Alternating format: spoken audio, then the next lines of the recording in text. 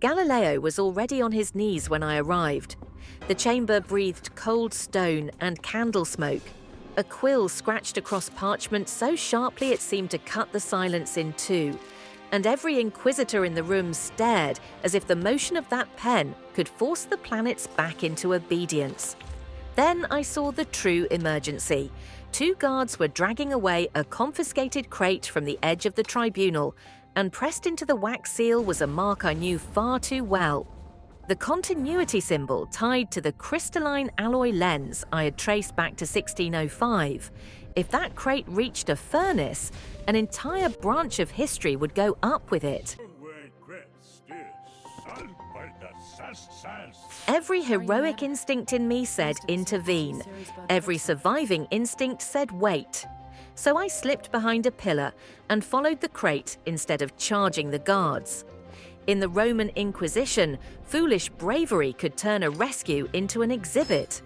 The men carrying it moved with dreadful confidence, not like servants improvising a disposal, but like functionaries completing a task planned long before Galileo spoke a word. That was the moment I understood this was not merely punishment, it was procedure.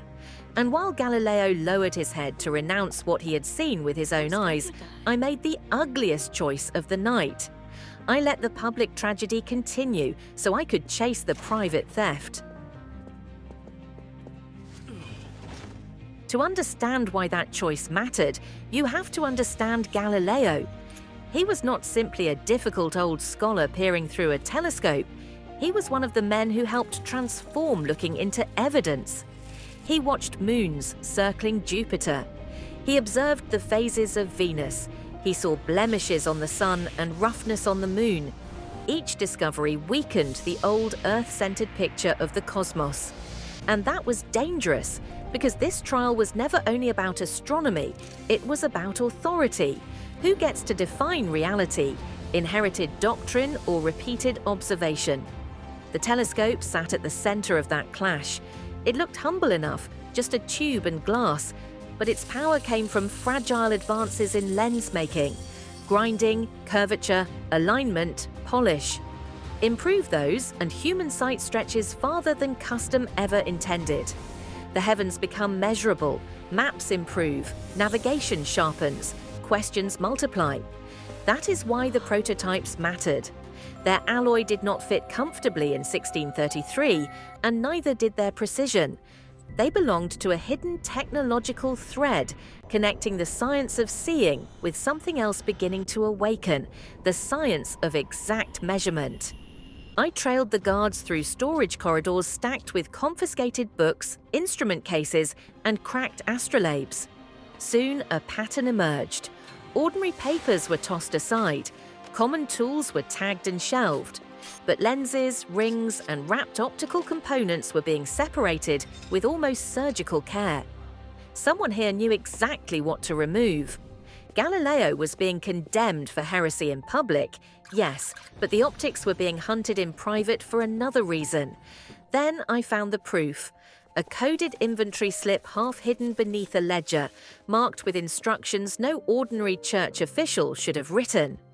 At the bottom, in hurried ink, was the deadline that turned suspicion into urgency. The private vault would be cleared before dawn, and what it contained would be burned.